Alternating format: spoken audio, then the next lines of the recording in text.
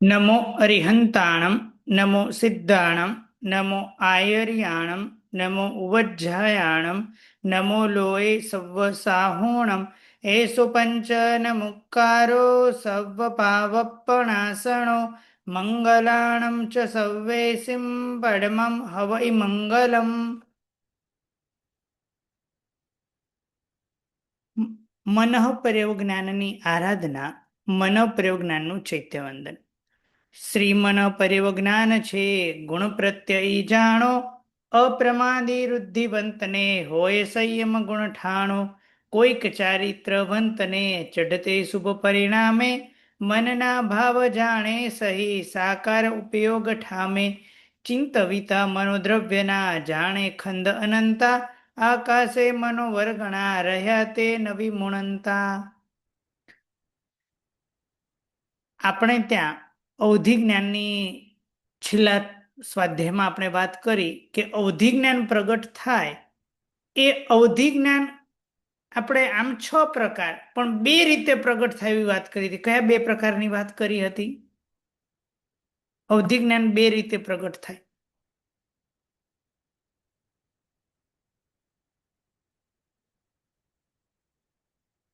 અ, પ્રણામ ગુરુદેવ।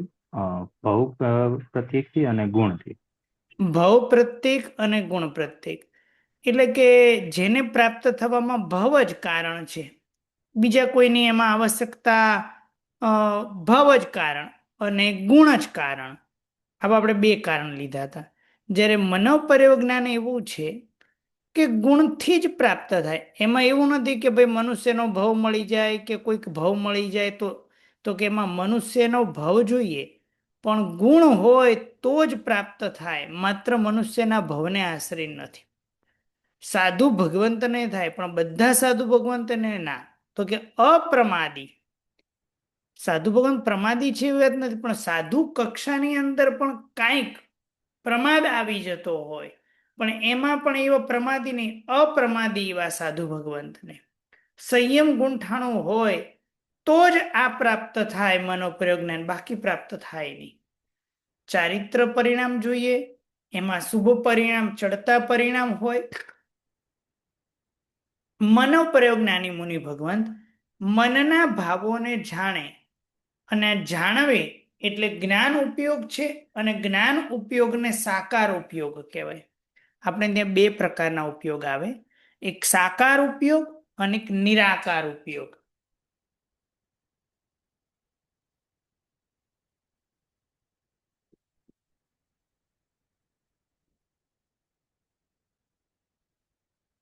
સાકાર અને નિરાકાર। સાકાર એટલે શું? કે જેમાં વિશેષ પ્રકારનો આકાર પડે। આપણે ત્યાં 5 જ્ઞાન 3 અજ્ઞાન, એ સાકાર ઉપયોગ કહેવાય। 4 દર્શન, ચક્ષુ દર્શન, અચક્ષુ દર્શન, અવધિ દર્શન અને કેવળ દર્શન, એ 4 દર્શન એ નિરાકાર ઉપયોગ છે, એમાં કોઈ વિશેષ આકાર હોતો નથી। જ્યારે જ્ઞાનમાં વિશેષ આકાર હોય છે, એટલે આ જે મનોપર્યોગ જ્ઞાન છે તે સાકાર ઉપયોગે છે। અને હવે ફરી પાછો કે મનોપર્યોગ જ્ઞાની મુનિ ભગવાન જાણે કોને? તો કે આકાશમાં રહેલી મનોવર્ગણા છે એને ન જાણે, એ આકાશમાં રહેલી મનોવર્ગણાને મન રૂપે પેલા કાયયોગથી ગ્રહણ કરવામાં આવે, પછી મન રૂપે એને પરિણત કરવામાં આવે, મન રૂપે એને વિચાર રૂપે ટ્રાન્સફર કરવામાં આવે, અને એ ટ્રાન્સફર કરી અને જે બહાર છોડેલી હોય વિચાર રૂપે, તો એને એ મનોપ્રયોગ જ્ઞાની મુનિ ભગવંત જાણે। એટલા માટે આખું અહીંયા સરસ મજાનું ચૈત્યવંદનમાં વાત લખે છે, શ્રી મનોપર્યોગ જ્ઞાન છે। મનોપર્યોગ જ્ઞાન કેવું છે? તો કે ગુણ પ્રત્યે જાણો, એ ગુણ પ્રત્યેક છે એ વાતને તમે જાણો। અપ્રમાદી હોય, વૃદ્ધિવાળા, અલગ અલગ પ્રકારની વૃદ્ધિ હોય, એ વૃદ્ધિવાળા હોય અને સંયમ ગુંઠાણું હોય તો આ મનોપર્યોગ જ્ઞાન પ્રાપ્ત થાય। એમાં પછી કોઈક ચારિત્રવંતને ચઢતે શુભ પરિણામે, ઉપરના શુભ પરિણામે ચડતા હોય, મનના ભાવ જાણે સહી, મનના ભાવોને જાણે, પણ કેવી રીતે? સાકાર ઉપયોગ ઠામે। સાકાર ઉપયોગના સ્થાને પોતે જાણે છે. જાણે તો કોને જાણે?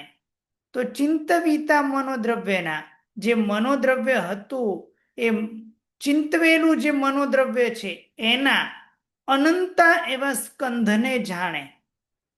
પણ આકાશમાં રહેલી મનોવર્ગણાને જાણે તો કે ના. આકાશે મનોવર્ગણા રહ્યા, આકાશમાં જે મનોવર્ગણા રહી છે તે નવી મૂળનતા, તેને જાણતા નથી, પણ જે મનોદ્રવ્ય ચિંતવેલું મનોદ્રવ્ય છે તેને પોતે જાણે. સંઘની પંચેન્દ્રિય પ્રાણીએ તનુ યોગે કરી ગ્રહ્યા, મન યોગે કરી મનપણે પરિણામે તે દ્રવ્ય મુણ્યા. સંઘની પંચેન્દ્રિય પ્રાણી હોય પેલા તનુ યોગે એટલે કાય યોગ દ્વારા આકાશમાંથી મનોવર્ગણાને ગ્રહણ કરે, મનોયોગ દ્વારા મનયોગે કરી મનયોગ દ્વારા મન પરે પરિણામ આવે અને તે દ્રવ્યને જાણે. મુણ્યા એટલે જાણે. કોણ? તો કે મનોપ્રયોગ જ્ઞાની મુનિ ભગવંત.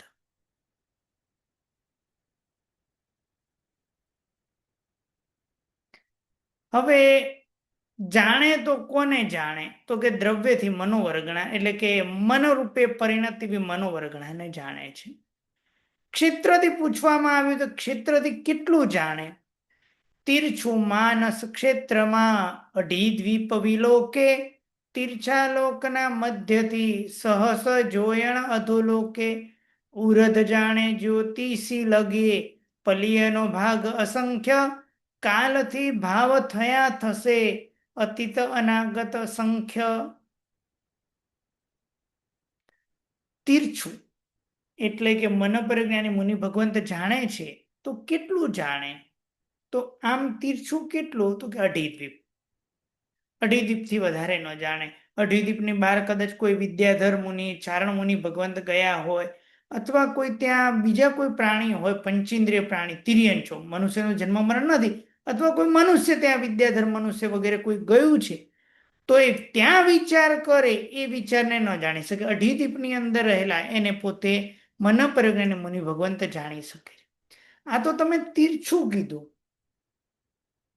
તીર્છું અઢી દ્વીપ. પૂછવામાં આવ્યું તો કે ઉપર કેટલું જાણે? તો કે જે તીર્છાલોકનો મધ્ય ભાગ છે એનાથી ઉપર,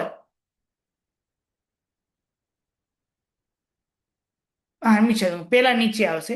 નીચે કેટલું? 1000 યોજન સુધી પોતે જાણી શકે. એટલે કે અધોગ્રામની અંદર મહાવિદે જે છે એ મહાવિદેની અંદર આખું આ જંબુદ્વીપ, એમાં મહાવિદે એનો આ પૂર્વ ઈસ્ટ સાઈડ છે, આ પશ્ચિમ એટલે કે વેસ્ટ સાઈડ છે, એની અંદર અહીંયા 24મી અને 25મી વિજય એ 1000 યોજન સુધી ઊંડી ગયેલી છે. આપણે વાત કરી હતી કે દાખલા તરીકે આ છે આમ વિભાગીકરણ છે તો આ થોડી જે છે આમ નમેલી છે. ધીરે ધીરે નમતા નમતા છેક 1000 યોજન સુધી 24મી અને 25મી વિજય, આમ તો બધું ધીરે ધીરે ઘટતું નીચે જતું જતું છેક 1000 યોજન સુધી નીચે ભૂમી જાય છે. એટલે એને કહેવાય છે અધોગ્રામ. એટલે 1000 યોજન સુધીનો જે ભાવ 1000 યોજન સુધી છે એને પોતે જાણે છે. ચલો હવે આપણે એક પ્રશ્ન પૂછું. આ અધોલોકની અંદર કીધું. ઉર્ધ્વલોકમાં ક્યાં સુધી? કે જ્યોતિષ સુધી. એટલે જ્યોતિષ દેવોએ કઈ વિચારણા કરી હોય તો એને પોતે જાણી શકે. નીચે 1000 યોજન સુધી હોય તો જાણી શકે. ચલો હવે આપને એક પ્રશ્ન પૂછું. નરકનો જીવ શું વિચારે? નરકની અંદર રહેલો જીવ શું વિચારે એ જાણી શકે ખરા? મનોપરિજ્ઞાની મુનિ ભગવંત પેલી નરકમાં રહેલો જીવ શું વિચારે છે એને જાણી શકે ખરા?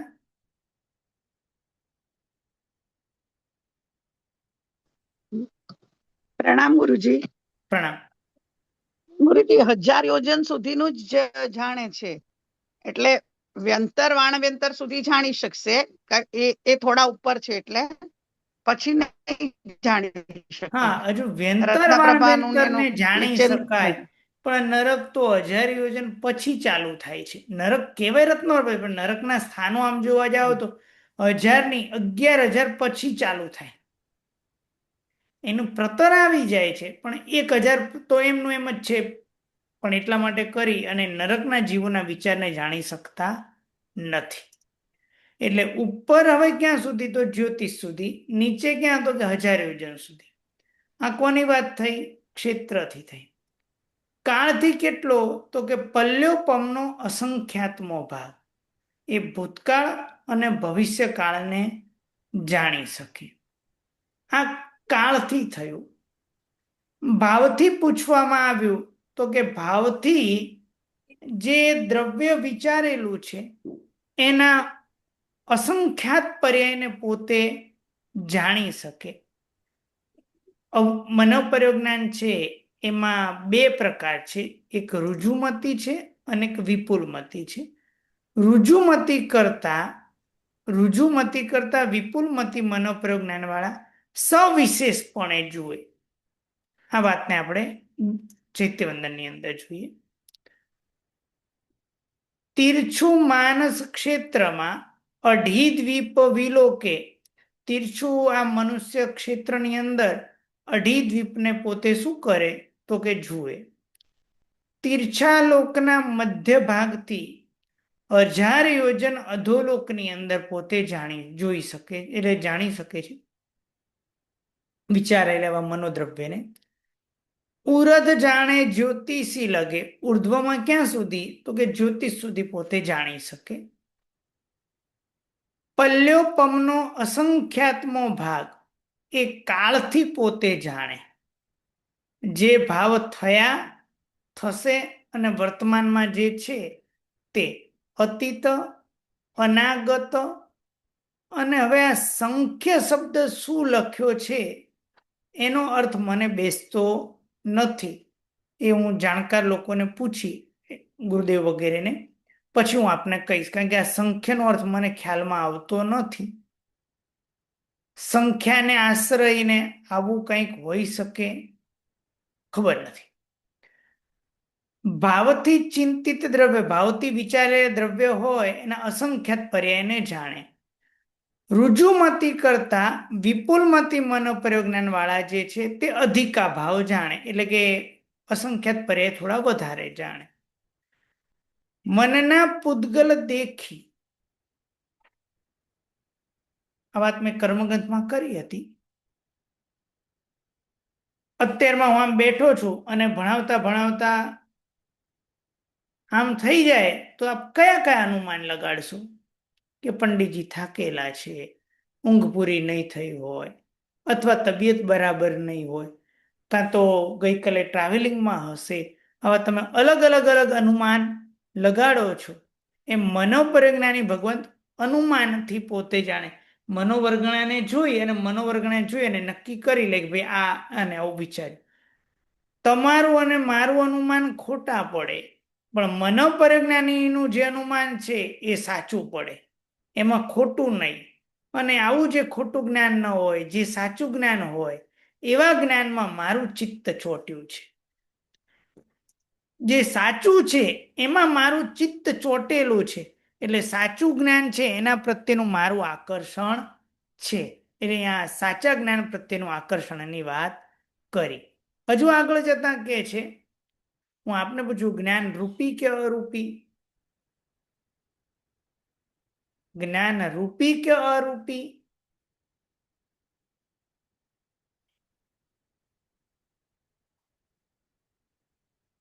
જ્ઞાન રૂપી કે અરૂપી? પ્રણામ ગુરુજી. જ્ઞાન અરૂપી. એટલે જ્ઞાન દેખાય નહીં. એટલે આત્માનો ગુણ છે અનંત જ્ઞાન, એટલે એ અરૂપી જ હોય. એટલે કોઈ જ્ઞાન ખબર ના પડે કે ભાઈ પાસે કેટલું જ્ઞાન છે, એમ દેખાય નહીં તમને. એટલે ગુરુજી શાસ્ત્ર વગેરે થી ખ્યાલ આવે. ના, હું તમને એમ પૂછું કે કોઈ જ્ઞાન હોય તેનું જ્ઞાન રૂપી કે અરૂપી? એનો ગુણ અરૂપી છે, પણ ગુરુજી આપ જ પ્રકાશ. અનુભવથી ખ્યાલ આવે કે આ જ્ઞાન અને એટલું છે એમ. તો કે જ્ઞાન ગુણ છે આત્માનો, અને ગુણ જે છે એ અરૂપી છે. કારણ કે ભાઈ હોય તો દેખાડો, ચલો આમ જ્ઞાન દેખાડો. હા, મારી આ પેન રૂપિયો, પેન કે દેખાડો, હાલો પેન દેખાડી. તો પેન રૂપી છે, જ્ઞાન ગુણ છે. અને એ જ્ઞાન ગુણ કેવો છે? અરૂપી છે, દેખાય નહીં. હા, એ જ્ઞાનના આધારે એની પ્રતિભા, એની બોલવાની છટા, એને જવાબ આપવાની શીઘ્રતા એ વગેરે જાણી શકાય. પણ જ્ઞાન ગુણ કેવો છે? અરૂપી છે. એ અમૂર્ત છે જ્ઞાન, છતાં એને પ્રગટપણે જાણે, બરાબર જાણે. અને આવા મનોપ્રજ્ઞાની મુનિ ભગવંત હોય, આવા જે ગુણવંત મનોપ્રજ્ઞાની મુનિ ભગવંત હોય, એના ચરણ કમળે હું શું કરું છું? તો કે નમસ્કાર કરું છું. આવો આપણે ભાવ વ્યક્ત કરીએ છીએ. વંદનનું જોઈ લઈએ. એટલે અસંખ્યાત પર્યાય જાણે અને રુજુમતી કરતા વિમૂળ મતી જે છે એ અધિકા ભાવ વખાણે, એટલે કે અધિક ભાવ જાણે છે એવા વખાણે છે, એટલે કહે છે, અધિક ભાવને કહે છે. મનના પૂતગલ દેખી, જે વિચાર્યું હતું એ મનના પૂતગલ દેખીને અનુમાને ગ્રહે સાચું, અનુમાન દ્વારા પોતે સાચું ગ્રહણ કરે છે. વિતતપણું પામે નહીં, ખોટું ન થાય. અને આવું જે જ્ઞાન હોય એ ચિત્ત રાચ્યું, આવું જ્ઞાન મારા ચિત્તમાં મને ગમી ગયું છે કે પ્રભુ આવું મન પ્રજ્ઞાન હું પણ પ્રાપ્ત કરું. અમૂર્ત ભાવ પ્રગટપણે એ જાણે. જ્ઞાન અમૂર્ત છે અને જ્ઞાન જે છે એ પ્રગટપણે જાણે. શ્રી ભગવંત એ મુનિ ભગવંત જાણે છે. અને ચરણ કમળ નમો તેહના, એના ચરણ કમળમાં હું શું કરું? તો કે નમસ્કાર કરું. તેહના, જે વિજય લક્ષ્મી, વિજય રૂપી જે લક્ષ્મી અને એ લક્ષ્મી રૂપી ગુણવાળા જે છે એ મુનિ ભગવંત જે છે એના ચરણ કમળમાં હું શું કરું છું? તો કે નમસ્કાર કરું છું. આ પ્રમાણે ચૈત્યવંદન થયું. અહીંયા લક્ષ્મી સૂર્યમાસનું નામ પણ આવી ગયેલું છે. ચૈત્યવંદનમાં કોઈને કઈ જિજ્ઞાસા હોય તો પૂછી શકો છો.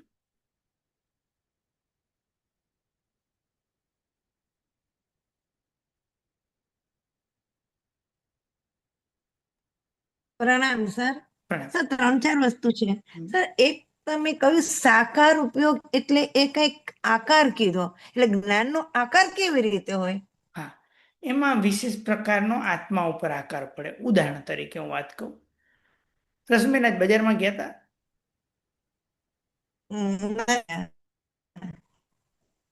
હાજી? નથી ગઈ. ગઈકાલે, પરમ દિવસે, મહિનામાં ગયા હતા એક વખત?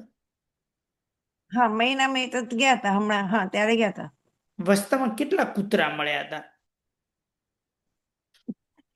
ઘણાય હોય એ તો કઈ ધ્યાને ન દઈએ સર. ના, ખબર હોવી જોઈએ તમારે. ગયા હતા પાકું બજારમાં? એ ગોટાળા નથી ને પાછું? હા, ના એમાં ગોટાળો નહીં. પણ કેટલા કૂતરા મળ્યા હતા એ નથી ખ્યાલ. એ ખબર નથી. કેટલી ગાડી મળી હતી? ના, ગાડી તો કેટલી આવે ને જાય, આપણે થોડી ને ગણીએ. હા, પણ જો એક એમાંને કેટલાય કૂતરા આપણને મળે એ કૂતરા ખબર નથી. કેટલી ગાડી આવી, કેટલી ગઈ એ ખબર નથી.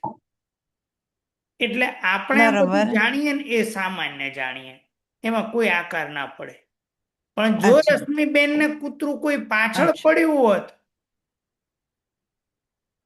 હા, તો તો ઓલું કૂતરું યાદ રહે કે હા ભાઈ લાલ કૂતરું હતું, ઓલું લાલ કૂતરું અને ઓલી સોસાયટી વાળું. હા, એટલે એનો આકાર પડ્યો, એ આકાર ભૂલાય.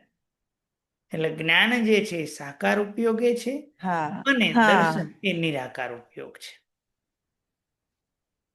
પછી બીજો પ્રશ્ન. અચ્છા, એટલે આપણને એવું જે કોઈ ગયું છે એનું એ આપણે સમજવાનું કે એનો આકાર. હા, એમ જ્ઞાન જ એ ને? આકાર. હા, જ્ઞાનમાં વિશેષ આકાર હોય, દર્શનમાં આકાર હોય, પણ એ સામાન્ય આકાર હોય છે.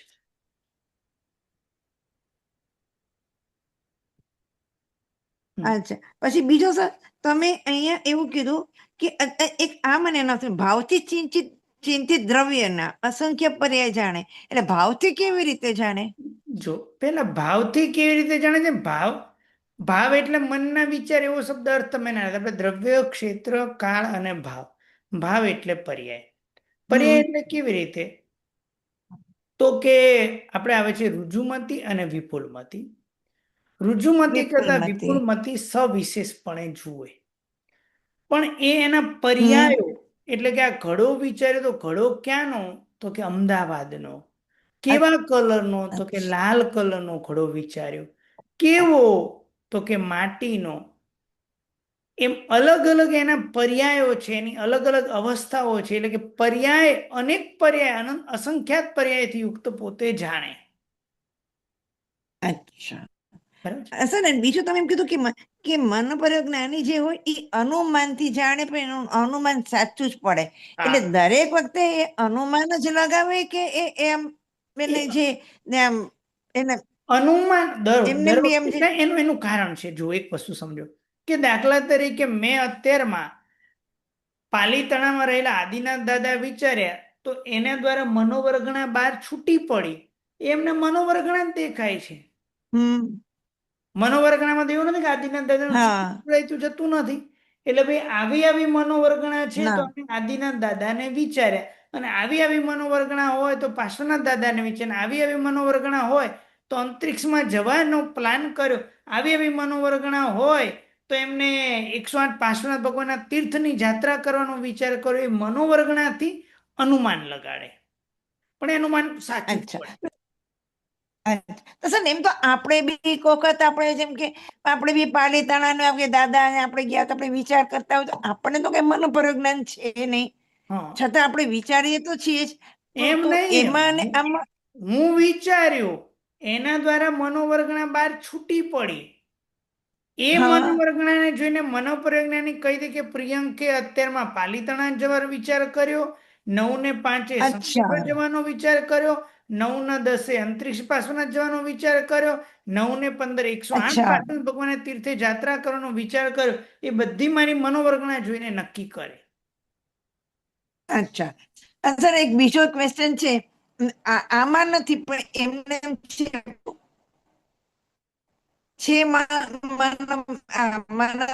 જ્ઞાન પૂછો. મને જો અવસર લાગશે તો, યોગ્ય લાગશે તો હું કહીશ. બોલો, પ્રશ્ન શું છે? દેવો છે એ ભગવાનને પૂછે ત્યારે એ મનથી જ બધું પૂછે છે, તો ત્યાં તો એમને તો મન પર જ્ઞાન હોય નહીં, ભગવાન મનથી જવાબ આપે, આ બી મનથી પૂછે, તો એ ત્યાં એ કઈ રીતે સંગત અવધિ થાય? જ્ઞાન હોય, અને અવધિ જ્ઞાનમાં રૂપી દ્રવ્ય જાણે. મનોવર્ગણા રૂપી છે એટલે રૂપી મનોવર્ગણાને જાણી શકે, એમાં કોઈ વાંધો નથી.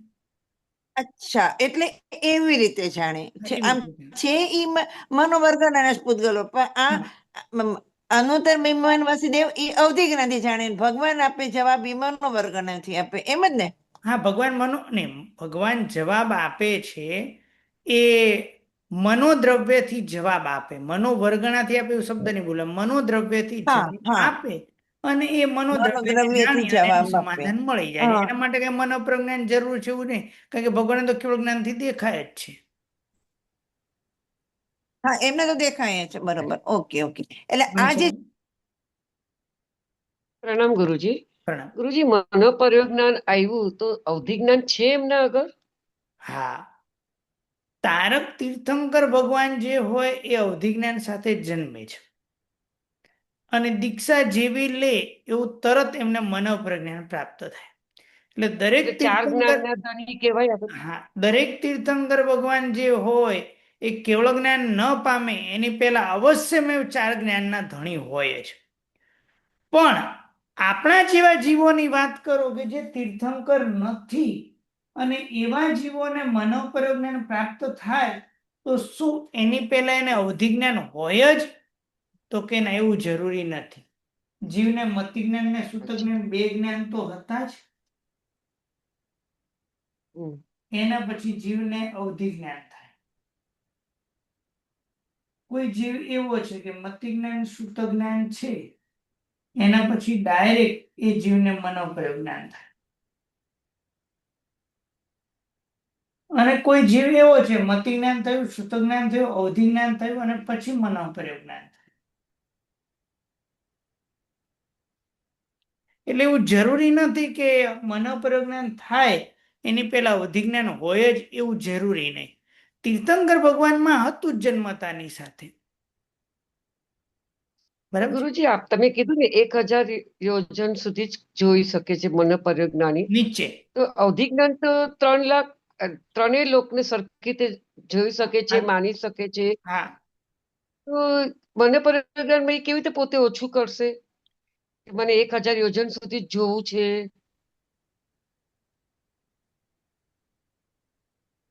મનીષાબેન, આકાશમાં રહેલો સેટેલાઇટ તમને દેખાય છે? દેખાતો નથી, પણ બધા નામ આપણને ખબર હોય છે. નહીં, તમને હું પૂછું, દેખાય છે? ના ના ગુરુજી, નથી દેખાતું. નથી દેખાતું, એટલે તમારી આંખની કેપેસિટી નથી ને. નથી. હા. હા, આકાશમાં ઓલું કબૂતર ઉડતું હોત કે પ્લેન જતું હોત એ જોઈ શકીએ છીએ, બરાબર. હા. પણ ઓલા આકાશમાં જેલો સેટેલાઇટ મૂકે છે, ઉપગ્રહો મૂકે, એ આપણને દેખાતા નથી. તો નથી. આંખની મર્યાદા છે, અચ્છા. એ આંખની મર્યાદા છે. તો એ પ્રમાણે મનોપરજ્ઞાન છે એની એક મર્યાદા બધી, આટલા લેવલ સુધી દેખાશે, પછી નહીં દેખાય. અચ્છા. બરાબર છે? બરાબર. ઠીક હા, છે. સમજાઈ ગયું ગુરુજી. સર, બે પ્રશ્ન હતા. એક તો મને મનોદ્રવ્ય અને મનોવર્ગણા બેમાં શું ડિફરન્સ શું? એક ઘઉંનો લોટ અને ઘઉંના લોટની રોટલી, એમાં બેમાં ફેર શું? લોટમાંથી રોટલી બની. હા, એ મનોવર્ગણામાંથી એ મનોવર્ગણાને ગ્રહણ કરી અને એને વિચાર રૂપે પરિણત કરવું. એક લોટ અને એક રોટલી, એક મનોવર્ગણા અને એક વિચાર. અચ્છા. અને બીજો પ્રશ્ન સાહેબ એ છે કે આમાં આપણે એવું કીધું કે એ ભાવથી દ્રવ્યના અસંખ્યાત પર્યાય જાણે. આપણે જયારે કર્મગ્રંથ ભણતા ત્યારે એમ એવું લખ્યું હતું કે મનોગત ભાવના અનંતા પર્યાય જાણે. ના, અનંતા પર્યાય ક્યારે બોલ્યો ન હોય. 56 આપણા કર્મગ્રંથમાં તે 56માં પાના ઉપર એક દ્રવ્યના એક મિનિટ. કર્મગ્રંથના પુસ્તકની અંદર લખેલું છે કે ભાવથી રુજુમતી મનોગત ભાવના અનંત પર્યાયોને જાણે, બરોબર, અને વિપુલમતી તેના કરતા અધિક પર્યાયોને જાણે. એ અનંત દ્રવ્યના આધારે અનંત પર્યાય સમજવાનું. બાકી કેવળ જ્ઞાની સિવાય કોઈ એક વસ્તુના અનંત પર્યાયો જાણી શકે જ નહીં. બરાબર. બરાબર છે? પ્રણામ. જે લખ્યું છે એ કયા આશયથી લખેલું છે એ જાણવું જરૂરી છે. બરાબર? પદાર્થ લખાયેલો છે કયા આશયથી છે એને આપણે જાણવાનું. બરાબર? તો પદાર્થનો સમ્યક બોધ થાય આપણને. બરાબર. નિકિતાબેન, કિરણાબેન. પ્રણામ સર. સર, બે ક્વેશ્ચન છે. ચૈતવંદનની 8મી ગાથામાં સ્ટાર્ટિંગમાં લખ્યું છે વિતથપણું, તો વિતથપણું એટલે? વિતથ એટલે ખોટું. ખોટું. વિતથપણું એટલે ખોટાપણું પામે નહીં, એટલે સાચું જ જાણે છે એવું જ્ઞાનમાં મારું ચિત્ત ચોટેલું છે. બરાબર સર. અને બીજો ક્વેશ્ચન એ છે કે અવધિ જ્ઞાન કરતા મન પર્યાય જ્ઞાનમાં વિશુદ્ધિ વધારે જોઈએ ને? હા, વિશુદ્ધિ વધારે અવશ્ય. તો આ બંનેના ક્ષેત્રમાં તો અવધિ જ્ઞાનનું ક્ષેત્ર અને આમ તેમ જો તો બહુ મોટું લાગે તો સર. કર્મગ્રંથ ભણતા હતા ને ત્યારે મેં એક ઉદાહરણ આપ્યું હતું. અહીંયા મને છે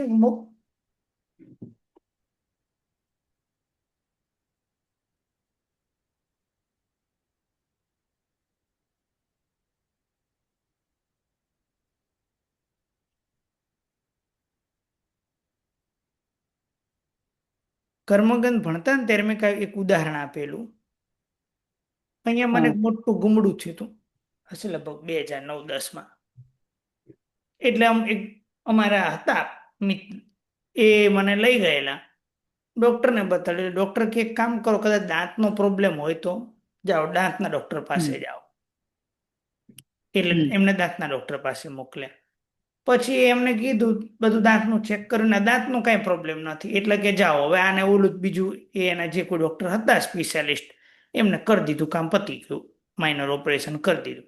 એટલે આપણે ત્યાં એમાં આવે છે કે ગામડાનો ડોક્ટર હોય ને એ સબ રોગો કી દવા કરે, આંખનો પ્રોબ્લેમ તોય કરે, કાનનો પ્રોબ્લેમ તોય દવા, દાંતનો કરે, પેટનો કરે, બધા રોગોની દવા કરે.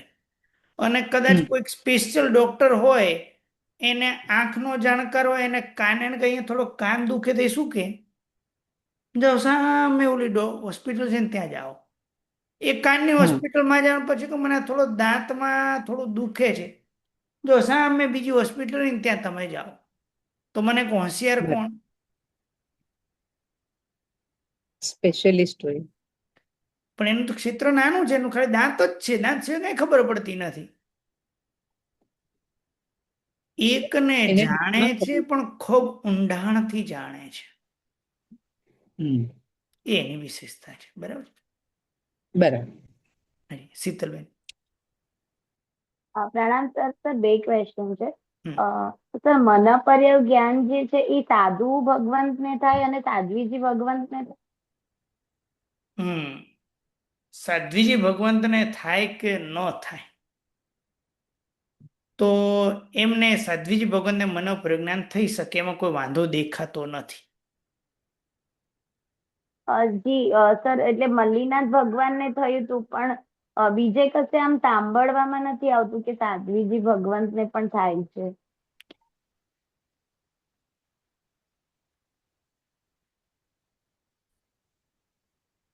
જિજ્ઞાસુઓ સારા છે, પ્રશ્નો સારા ઉપાડે છે. શીતલબેન નો ચોથો કર્મકાંડ કર્યો કદાચ મારી પાસે જ કરેલો છે, બરાબર છે? જી જી સર. હા, તો એમાં આવું કઈ શીખવાડ્યું હતું? આ સ્ત્રીવેદ છે શીતલબેન? જી જી જી સર. સ્ત્રીવેદમાં પૂછ્યું કે ઉપયોગ કેટલા, તો અહીંયા 12 ઉપયોગ લખેલા છે. કેટલા ઉપયોગ લખ્યા? 12. જી સર, એટલે મનપર્ય જ્ઞાન, કેવળ જ્ઞાન અને કેવળ દર્શન. બધે બધું થઈ શકે, કોઈ વાંધો નથી. અચ્છા, ઓકે સર. બરાબર છે, ચલો સરસ. જી સર. સર, બીજો ક્વેશ્ચન ઈ છે કે સપોઝ અડી દ્વીપમાં મનપર્ય જ્ઞાન કોઈને થયું તો જે એનો ક્ષેત્ર છે ઉપર દેવલોકનો, સપોઝ બીજા કે ત્રીજા દેવલોકમાંથી કે ઉપરથી કોઈ દેવ અડી દ્વીપની અંદર આવે તો જેને મનપર્ય જ્ઞાન જે સાધુ કે એક એમને થયું હોય તો ત્યારે ઈ જે દેવ આવ્યો હોય તેના મનોગત ભાવને આપણે આ ક્ષેત્રમાં હોવો જોઈએ. બરાબર સર. હવે એટલે સર નીચે મારું ડસ્ટર છે એ મુંબઈ પડ્યું તો મને દેખાય ન દેખાય, પણ અહીંયા મારી સામે હોય તો દેખાય, સામે હોય તો દેખાય. જી સર. એટલે સર નીચે અધોગ્રામમાં 1000 યોજન અને ઉપર સંભૂતલાથી 900 યોજન સુધી. જી જી સર. એમાં કોઈ પ્રણામ, પણ આભાર સંજ્ઞી ખૂબ. પંચેન્દ્રિય હોય, મનુષ્ય હોય કે તિર્યંચ હોય, દેવ હોય કે એને દેખાય, એને એનો મનોગત ભાવને જાણી શકે. સ્નેહલબેન. હા, પ્રણામ સર. પ્રણામ. મનોવર્ગણાના પૂતગલોને જીવ ગ્રહણ કરે અને પછી વિચાર રૂપે પરિણામ આવે, બરોબર? અને પછી એ વિચાર પાછું અવકાશમાં છોડે ત્યારે મનોપર્યજ્ઞાની જાણી શકે. બરાબર છે. તો એની ક્રિયા સમયમાં જ જતી હશે. હા, બહુ ઝડપી ચાલતી બહુ હોય. ઝડપી. ઓકે, અચ્છા. હવે એ જે ગ્રહણ કરે મનોવર્ગણાના પૂતગલોને જીવ, તો એ કોને અનુસંધાનમાં ગ્રહણ કરે? મતલબ કર્મના ઉદયને અનુસંધાનમાં કરે કે દરેક જીવ જુદી જુદી મનોવર્ગણાને ગ્રહણ કરતું હોય? બરાબર છે. તો એ કયા આધારે ગ્રહણ કરે?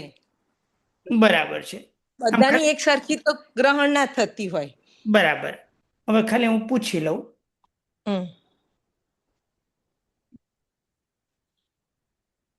આમ સ્નેહલબેન, તમે ઘરે ઘઉંનો લોટ દળો છો એમ સમજીએ, પછી હવે બહુ પાછું હું હિસ્ટ્રી નથી પૂછતો ઘરે ઘંટી છે કે નહીં, એવું આપણે બધું હમણાં નથી કેવું. માની લો કે ઘરે ઘંટી છે અને તમે ઘઉંનો લોટ દળો, એટલે તમારા ઘર ઘંટીની કેપેસિટી માની લો કે 5 કિલોની છે. તો પદાર્થને સમજવા માટે આપણે બધું 5 કિલો. આમ તમે ઘઉં ભરી દીધા અંદર અને આમ તાર ઘઉં દળાતા જાય અને ઘઉં દળાતા ગયા અને લોટ તૈયાર થઈ ગયો. હવે એમાં સોમવારે તમે કયો લોટ લેશો અને મંગળવારે કયો લોટ લેશો? અચ્છા. કારણ કે તમારે ઘઉં દળાતા જે છે ને, તમે 9 હા. વાગે ઘરઘંટી ચાલુ કરો તો તમારી હા. ઘરઘંટી 9:30 સુધી ચાલે, હા. બરોબર છે? અને તમે રવિવારે લોટ દળ્યો તો તમે સોમવારે કયો લોટ લેશો? 9 ને 1 મિનિટ વાળો દળાનો એ લોટ લેશો કે 9 ને 5 દળાનો એ લોટ લેશો? હા, એ બરાબર. એટલે મારું પૂછવાનું એવું છે, તમારું હું સમજી ગઈ. મારો જવાબ પછી હું તમને આપું. હા, એ તો આખા જથ્થામાંથી લઈ એવું લેવાનો એમ. કઈ ના હોય, એ હા. જે મળ્યું એ લઈ લીધું. હમ. એમ આમાં વિચારવામાં આત્મપ્રદેશને જે અડેલી મનોવર્ગણા હોય એ લઈ લે. પછી હું અહીંયા છું, મારા આત્મપ્રદેશને જે મનોવર્ગણા અડેલી છે એને ગ્રહણ કરે. પછી એવું ના બને કે અહીંની મનોવર્ગણા ગ્રહણ કરે. ના, પણ કર્મને આશ્રયને, મતલબ કર્મનો ઉદય એમાં થવાનો. કર્મનો ઉદય, કારણ કે એમાં છે ને કર્મનો ઉદય આપણે ક્યાં કહીએ કે સુખ દુઃખમાં પકડીએ. આમાં કર્મનો ક્ષયક્ષમ કહી શકાય. એના આમાં સમજણ પડી. કર્મના ઉદયને માનવું જરૂરી નથી. પ્રધાનતા એમાં ઉદયની લાગતી નથી કોઈ. કર્મના ક્ષયક્ષમના આધારે વ્યક્તિ જાણી શકે છે. કર્મના ક્ષયક્ષમના કારણે વ્યક્તિ વિચારી શકે છે. એટલે હા, વિચારી શકે. એટલે કર્મનો ઉદય નહીં માનવાનો, ક્ષયક્ષમ માનવાનો. ક્ષયક્ષમનો મતલબ એવો થાય કે જો, એટલે હું સમજુ છું એવું કે હવે એક કહું, કોને ક્ષયક્ષમ કહેવાય અને કોને ઉદય કહેવાય? આમાં શું થયું, ઓલા ઇઝરાયલ વાળા ઉપાડી ગયા અને બંદી તરીકે બનાવી દીધા અને 3 દિવસ ભૂખ્યા રાખ્યા, તો આને કહેવાય કર્મનો ઉદય. હા. અને મેં જાતે ઉપવાસ કર્યો, હા, એ બરાબર. એ ક્ષયક્ષમ કહેવાય. ક્ષયક્ષમ કહેવાય.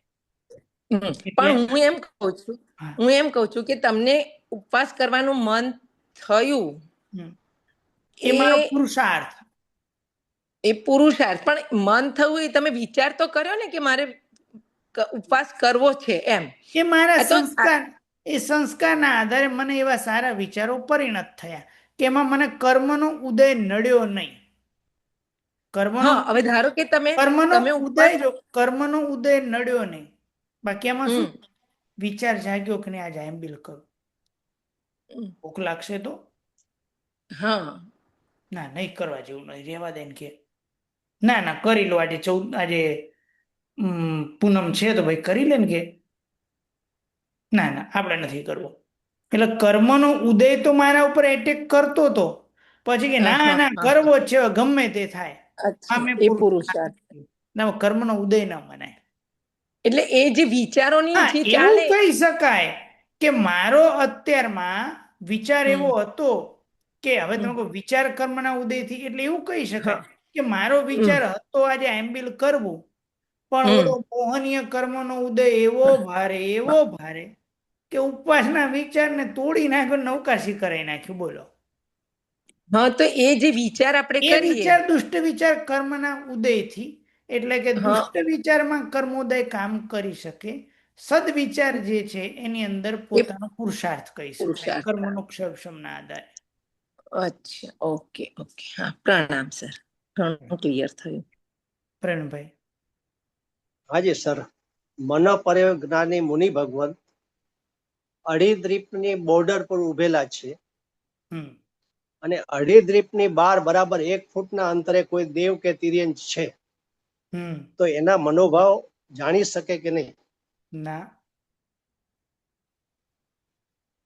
એમની મર્યાદા આપી દીધી. અઢી દ્વીપમાં રહેલા સંઘની પંચેન્દ્રિયો. નહીતર હવે તમે એમ કહો આવું તમે કેવી રીતે કહી શકો? અને આમ જાણે તો વાંધો શું આવે છે? જો પ્રેમભાઈ આવું હોત તો મહાપુરુષો એવું લખી દીધું હોત કે ભાઈ 45 લાખ યોજનના ડાયામીટર ઘેરાવા, હા, એના ઘેરાવામાં, એટલે આમ તો ડાયામીટર 45 લાખ આમ ને 45 લાખ આમ, અને ગોળ રાઉન્ડ કરો તો જે 1,03,16,200. એટલે જ્યાં ઉભેલો હોય ત્યાં 22,5 લાખ. હા એટલે હા તો એવું લખો, પણ એવું તો એમને કીધું જ નહીં. એટલે જ આપણને સ્પષ્ટપણે થાય છે કે જે જાણે છે એ એનું અઢી દ્વીપ, બસ મર્યાદા આવી ગઈ, પતી ગઈ. બરાબર સર. તો આવું કેમ? તો કે કર્મના અક્ષર વિચિત્ર હોય છે, જુદા જુદા પ્રકારના હોય છે, એટલે આવું બની શકે, એમાં કોઈ વાંધો નથી. બરાબર. કિરણભાઈ. હા, પ્રણામ સર. સર, સપોઝ કોઈ જંબુદ્વીપમાં મહાત્મા છે અને એમણે કોઈ સમજો ધાત્રીખંડના કોઈ સંઘની જીવે કઈ વિચાર કર્યો, તો હવે એ જીવે જે મનોવર્ગના છોડી, તો એ છોડી તો ત્યાં જ હશે ને, એટલે ધાત્રીખંડમાં જ હોય ને કે તો એ અહીંથી કેવી રીતના એ પકડી શકે આપણે જંબુદ્વીપમાં રહેલા મહાત્મા? હા, તો એનામાં એમને અઢી દ્વીપમાં કોઈ પણ જગ્યાએ કનેક્શન પકડી લે, એની કેપેસિટી છે, પકડી શકે. આપણે ત્યાં છે ને દરેક મોબાઈલની કેપેસિટી હોય કે ભાઈ વાઈફાઈ કેટલું પકડી શકે. તમે ચેક કરશો ને તો મોબાઈલની અંદર જે વાઈફાઈ જે કેચ કરે અને લેપટોપનું વાઈફાઈ કેચ કરે, એ બંને કેપેસિટી જુદી જુદી હોય છે. એટલે મોબાઈલનું વાઈફાઈ ઓછું પકડી શકે, લેપટોપનું દૂર, લેપટોપ આપણું હોય તો પણ પકડી શકે છે. હા, એટલે આ મનોપ્રજ્ઞાની મુનિ ભગવાનનું બરાબર નેટવર્ક ત્યાં સુધી ચાલે, હા, ત્યાંથી કેચ કરી શકે છે. અચ્છા, બરાબર. સરસ.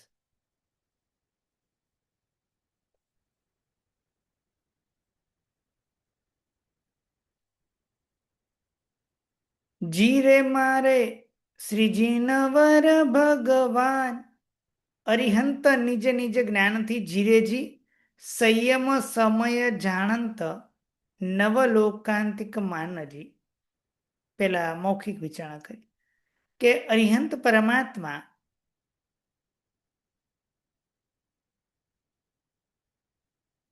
કોઈ જિજ્ઞાસા છે? હા, પ્રણામ સર. આ અવધિ જ્ઞાન જે મનપર્ય જ્ઞાન જે થાય ને ધાત્રીખંડમાં, તો એને ઉપયોગ મૂકવો પડે કે એને જાતે જ ખબર પડી જાય? ના, ઉપયોગ મૂક્યા પછી જ ખેલે ને, બધું જાતે થોડી ખબર પડે. વીણાબેન, તમારા બાજુના ઘરમાં શું વાતો થાય છે?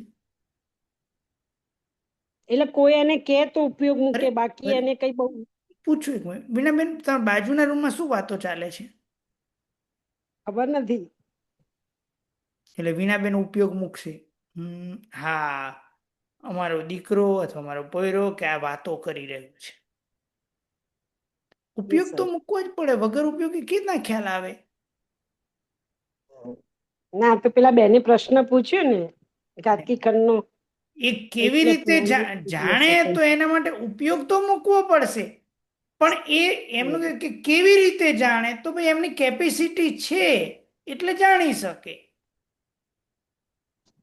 મારો જે જવાબ છે કેપેસિટી ના આધારે, ભાઈ એટલે એની કેપેસિટી છે કે ધાત્કી ખંડમાં રહેલા, કારણ કે એમનો પ્રશ્ન એવો હતો કે સન્મુખ હોય એનો જ દેખાય, એનું જ ખ્યાલમાં આવે, નહીં કોઈ પણ દૂરવર્તી હોય તો એનું પણ જાણી શકે છે. પણ ઉપયોગ મૂકવો પડે. વગર ઉપયોગી કેવી ના ખબર પડે? જી સર, પ્રણામ.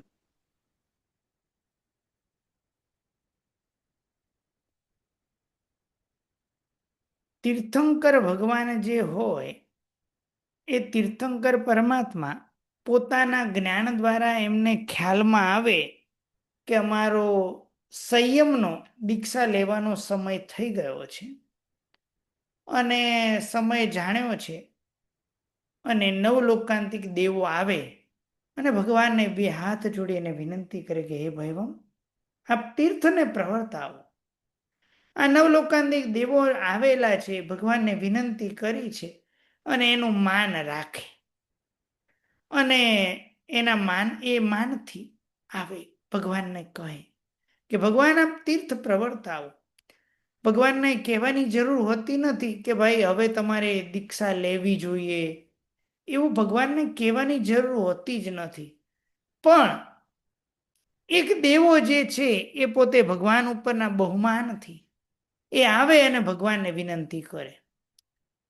અત્યારમાં પણ એક માતાનું હૃદય છે, હું ક્યાંક જઉં ને અને મમ્મીને કીધું હોય કે હું આ જગ્યાએ 3 દિવસ માટે જાઉં છું, તો એ પાછા કહેશું ત્યાં બરાબર ખાઈ લેજે હો, ભૂખ્યો ના રહેતો. અને કઈ એવું હોય તો કહી દેવાનું કે આવું બનાવવાનું. હવે આટલા ટાઈમથી બહાર જઈએ છીએ છતાં એક માતાનું હૃદય છે. મને ખબર જ છે કે શું ખાવાનું શું નહીં ખાવાનું, છતાં એક માનું હૃદય છે અને કહે છે.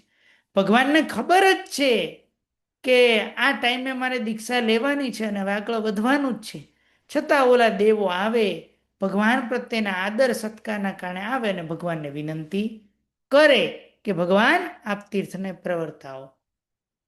ભગવાનને વિનંતી કરી અને આમ કહી અને દેવો નમસ્કાર કરે, નમસ્કાર કરી અને ભગવાનને તીર્થ પ્રવર્તાવવાની વાત કરે. અને તારક તીર્થંકર પરમાત્મા શું કરે તો કે તારક તીર્થંકર પરમાત્મા એ પોતે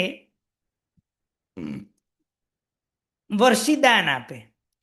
હવે વર્ષીદાન આપે એ વર્ષીદાન પણ ગુણયુક્ત આપે. એટલે પરમાત્મા જે છે 1 વર્ષ સુધી દાન આપે. પરમાત્મા વર્ષીદાન કેટલા? 1 વર્ષ સુધી આપે, એટલે એને આપણે કહીએ વર્ષીદાન. રોજનું કેટલું આપે? રોજનું આપે કેટલું? તો રોજનું 1.25 કરોડ નહીં, 1.25 કરોડ નહીં, 388, 1 કરોડ અને 8 લાખ સોનૈયા. 1 કરોડ અને 8 લાખ સોનૈયાનું રોજનું દાન આપે. અને આવી રીતે પરમાત્મા દાન આપે તો દાન કઈ એમને અપાય નહીં. રોજ પહેલા પ્રહર અને છેલ્લા પ્રહર એમાં પરમાત્મા દાન આપે. અને હવે આમ તો પરમાત્મા પોતાના હાથનું બળથી આપે, પણ આમ લે અને આપે. પરમાત્માની તાકાત ખરી, પણ ઇન્દ્ર મહારાજાને એમ થાય કે પરમાત્મા ઘડી કઈથી આમ લે અને આમ આપે, એવું બધું કરવું એના કરતા હું શું કરું તો કે ભક્તિ ભાવે આવું. અને ઇન્દ્ર મહારાજે પ્રભુના હાથમાં આપતા જાય. એટલે પ્રભુને થાક, ભક્તિના કારણે પ્રભુને થાક લાગવાનો નથી, પણ પ્રભુ પ્રત્યેનો પ્રીતિભાવ, ભક્તિભાવ છે, બહુમાન ભાવ છે, એટલે પોતે આવે અને ભગવાનને શું કરે તો કે હાથમાં આપે. એટલે પેલો સૌ ધર્મેન્દ્ર મહારાજા, બાજુમાં ઈશાનેન્દ્ર મહારાજા સોનાની લાકડી લઈને ઉભા રહે. કોઈ અયોગ્ય જીવ ત્યાં આવી ન જાય, કોઈ વ્યવસ્થાનો બગાડ ન કરે, એટલે ઈશાનેન્દ્ર મહારાજા સોનાની લાકડી લઈને ત્યાં ઉભા રહે. રૂપ ત્યાં ઇન્દ્રનું ના હોય, પણ બીજું રૂપ ધારણ કરીને હોય. હવે ચમરેન્દ્ર અને બલિન્દ્ર એટલે કે ભવનપતિના, એની અંદર અસુર કુમારના 2 ઇન્દ્ર, ચમરેન્દ્ર અને બલિન્દ્ર, એ શું કરે તો કે જેના ભાગ્યમાં જેટલું હોય, જેના ભાગ્યમાં જેટલું હોય એટલું જ આપે. વધારે કાંઈ, ભગવાન તો ખોબો આપે છે, પણ કોકનું ભાગ્ય વધારે હોય તો એને વધારે આપે, અને કોકનું ઓછું હોય તો એ ઓછું કરે. એટલે ઓછું વધતું કોણ કરે તો કે ચમરેન્દ્ર અને બલિન્દ્ર કરે. હવે આ જો પરમાત્મા આટલું સરસ મજાનું વર્ષીદાન આપે તો માત્ર એ જ ગામના લોકોને ફાયદો થાય, બીજા લોકોને કોઈને ફાયદો થાય નહીં. એટલે ટ્રાન્સપોર્ટની વ્યવસ્થા તો હોવી જોઈએ ને. એટલે ભવનપતિ દેવો એટલે કે બીજા ભવનપતિ દેવો, એટલે 2 થી માંડીને 9 પ્રકારના ભવનપતિ દેવો દૂર દૂરથી માણસોને લઈ આવે, દાન લેવા ખેંચીને લાવે. હવે લાયા ખરા, ફરી પછી રિટર્ન મૂકવાય જવાનું હોય ને, તો વેંતર દેવો શું કરે તો કે વેંતર દેવો એમને યથાસ્થાને ફરી પાછા પહોંચાડી દે. 2 થી માંડીને 9 ભવનપતિ લઈને આવે અને વેંતર દેવો એને રિટર્ન મૂકી આવે. અને 6થા નંબરની અંદર કહે છે કે જ્યોતિષ્ક દેવો જે છે એ વિદ્યાધર જે એને દાનનો સમય જણાવે, એટલે કે ભાઈ આ દાનનો સમય થઈ ગયેલો છે એ પ્રમાણે પોતે જણાવે. આ રીતે 6 અતિશય વાળું એવું શું કરે તો કે દાન પરમાત્મા આપે છે અને આવું દાનને ગ્રહણ કરી લોકો પણ ખુશ થાય. અને ઇન્દ્ર મહારાજા જે છે, ઇન્દ્ર મહારાજા પણ ખુશ થાય, ઓહો મજા આવી ગઈ. અને આમ દાન આપી 1 વર્ષ સુધી દાન આપે. પછી અરિહંત પરમાત્મા સર્વવીરતીનું ઉચ્ચારણ કરે, નમો સિદ્ધાણમ કહી કરેમી સામાયમ, એમ ભંતે ન બોલે, કરેમી સામાયમ એ પ્રમાણે કરેમી ભંતેનું ઉચ્ચારણ કરે. અને જેવું પરમાત્મા દીક્ષા ગ્રહણ કરે સાથે તરત જ મનોપ્રયોગ જ્ઞાન ઉત્પન્ન થાય. એટલે કોઈ એમ કહેતા હોય કે વેશની તાકાત શું? વેશની તાકાત શું? તો કે પરમાત્માને જેવું વેશ ગ્રહણ કરે અને તરત મનોપ્રયોગ જ્ઞાનની પ્રાપ્તિ થાય, આ વેશની તાકાત. એટલે કોઈ કે વેશની તાકાત, તો કે આ વેશની પણ એક મોટી તાકાત છે.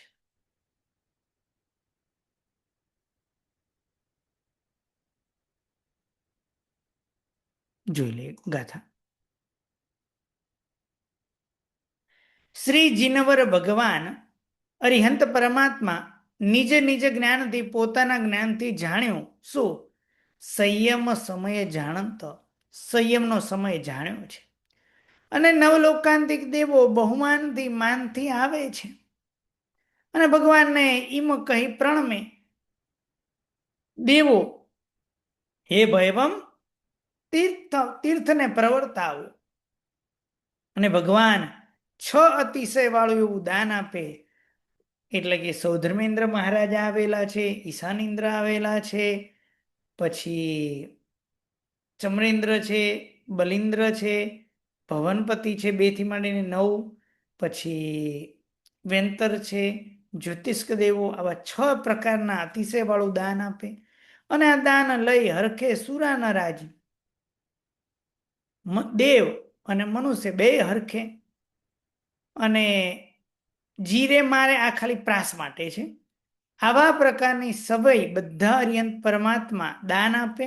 અને સર્વવીરતી જબ ઉચ્ચરે, જ્યારે સર્વવીરતીનું ઉચ્ચારણ કરે ત્યારે મનોપ્રયોગ તવનાણ, મનોપ્રયોગ જ્ઞાન તેમને ઉત્પન્ન થાય. નિર્મળ આત્મ અનુસરે, નિર્મળ આત્માને એ મનોપ્રયોગ જ્ઞાન અનુસરે. પરમાત્માનો નિર્મળ આત્મા છે અને નિર્મળ આત્મા વાળા એવા પરમાત્માને મનોપ્રયોગ જ્ઞાન અનુસરે છે. હવે રુજુમતી અને વિપુલમતી અવધિ જ્ઞાનના 2 પ્રકાર છે. એક રુજુમતી અવધિ જ્ઞાન અને એક વિપુલમતી મનોપ્રયોગ જ્ઞાન. રુજુમતી અવધિ જ્ઞાન એવું છે, આવ્યા પછી ચાલ્યું પણ જઈ શકે. જ્યારે વિપુલમતી મનોપ્રયોગ જ્ઞાન છે, આવ્યા પછી જાય નહીં, કેવળ જ્ઞાનની પ્રાપ્તિ કરાવે. એટલા માટે અમે એને કહીએ છીએ અપ્રતિપાતી. જ્યારે રુજુમતી આવીને ચાલ્યું પણ જઈ શકે, એટલે એ પ્રતિપાતી પણ હોઈ શકે.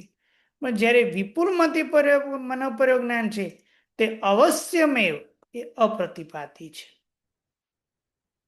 અને 24 તીર્થંકર પરમાત્મા છે, એના મનોપ્રયોગ જ્ઞાની મુનિ ભગવંત કેટલા? તો 1,45,591 એટલા મનોપ્રયોગ જ્ઞાની મુનિ ભગવંત છે.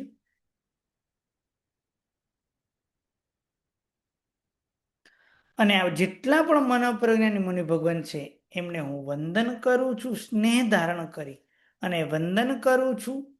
અને બધા જે લોકો એમને પ્રશ્ન પૂછે બધાના સંશયને હરણ કરે મનતણા. અને આ અનુભવથી માણી શકાય છે, જાણી શકાય છે, એની વાતો અહીંયા સ્તવનમાં કરે છે. જેને વિપુલમતી તેહ, જેને વિપુલમતી મનોપ્રયોગ જ્ઞાન છે તેને અપ્રતિપાતીપણે આવ્યા પછી જાયને કેવળ જ્ઞાનની પ્રાપ્તિ કરાવીને રહે એવું ઉપજે છે.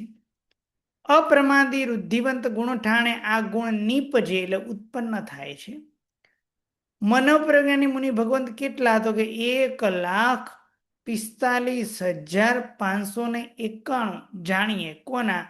તો કોણ છે? તો કે મન નાણી મુનિરાજ, મનોપ્રયોગ જ્ઞાની મુનિ ભગવંતો. પણ કોના છે? 24 જીનના વખાણીએ, 24 જીનેશ્વર ભગવાનના અમે વખાણ કરીએ છીએ. અને આ બધા જે મનોપ્રજ્ઞ મને ભગવંતો છે તેને હું સ્નેહ ધારણ કરી અને વંદન કરું છું. હરે સવિ સંશય મન તણા, મનના સંશયનું હરણ કરે. વિજય લક્ષ્મી શુભ ભાવ જે છે. અનુભવ જ્ઞાનના ગુણ ઘણાજી. હા, અનુભવ જ્ઞાન છે. વિજયથી યુક્ત એવી જે જ્ઞાન લક્ષ્મી અને જ્ઞાન લક્ષ્મીથી યુક્ત એવો જે શુભ ભાવ, એ આ અનુભવ જ્ઞાનના ગુણ ઘણા છે. અને ગુણ ઘણા છે એવા મનોપરજ્ઞાની મુનિ ભગવંતોને હું શું કરું છું? વંદન કરું છું. આ અને અહીંયા લક્ષ્મી સૂજ મહારાજનું નામ પણ આવી ગયું. સ્તવનમાં કોઈની જિજ્ઞાસા, પ્રશ્ન ભાઈ? હાજી સુચિતભાઈ. પ્રણામ ગુરુદેવ. જિજ્ઞાસા મનોપર્યો જ્ઞાન માટે જ કહી છે કે અત્યારના વર્તમાનમાં મનોપર્યો જ્ઞાન વિચ્છેદ પામ્યું છે ને? આ વિચ્છેદ પામે. અહીંયા ભરત ક્ષેત્રમાં કોઈને ન થાય. ઓકે. ભરત ક્ષેત્રમાં જન્મેલા જે લોકો હોય ને અત્યારમાં ન થાય, વિચ્છેદ પામે. શીતલબેન. શીતલબેન. ગુરુજી 24 તીર્થંકર, પ્રણામ ગુરુજી. 24 તીર્થંકર ભગવંતને વિપુલમતી જ મનોપર્ય જ્ઞાન થાય પ્રાય કરીને? એવું લખેલું મેં વાંચ્યું નથી એટલે હું કહી ન શકું. જી ગુરુજી. હા સ્નેહલબેન.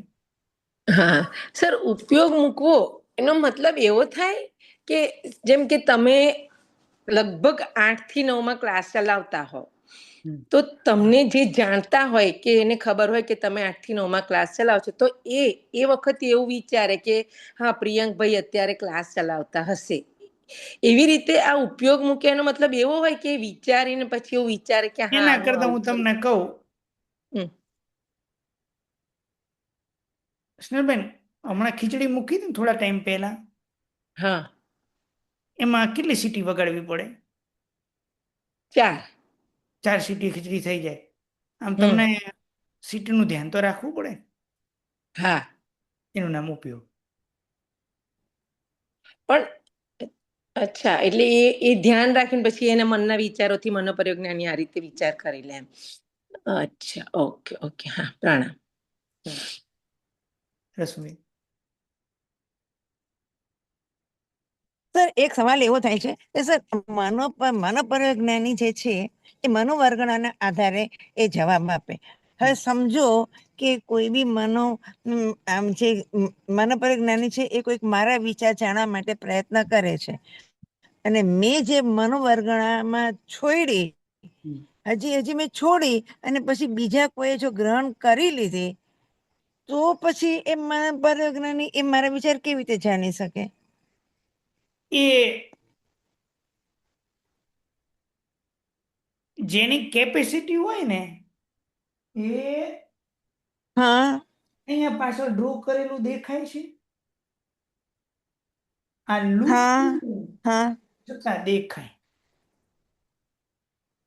એ જેને દેખતા આવડે કે રીરાઈટ થયેલું હોય છતાં પણ એમને ખ્યાલ આવી જાય. અચ્છા, એટલે એને ખ્યાલ છે કોઈ ગ્રહણ કરી લે તો બી એને ખબર પડી જાય. આપણે ત્યાં આવે છે અત્યારમાં એવી પેન ડ્રાઈવ ને હાર્ડ ડિસ્ક હોય ને, ડેટા આખો ડિલીટ થઈ ગયો ને તો કવર કરી આપે. હા, એ કવર કરી આપે. આપણે જેને આવડે એને આવડે, બધાને ના આવડે. આપણે ડિલીટ થઈ ગયું પણ એમને ડિલીટ થયેલામાંથી લાવતા આવડે. હા, એ કરી લે. બરાબર. એટલે મનોપર્ય જ્ઞાન એવી રીતે પકડી લે. હા, પકડી લે. ઓકે. ધર્મિષ્ઠાબેન. પ્રણામ ગુરુજી. ગુરુજી, આમાં લખ્યું છે ને અપ્રમાદી ગુણ થાણે નિપજે, તો 7મા ગુણ થાને કે થયું ને? અને આમ મનોપર્ય જ્ઞાન 6 થી 12 સુધી કહેવાય છે ને? હાજી. આમ પછી 6 થી 12 સુધી પ્રગટ થાય 7મે.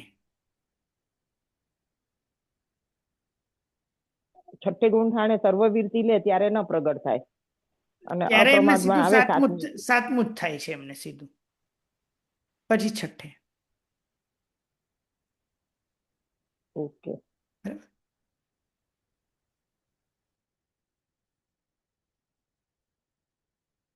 કારણ કે મનોપ્રજ્ઞાના ગુંઠાણા 6 થી 12 બતાવ્યા.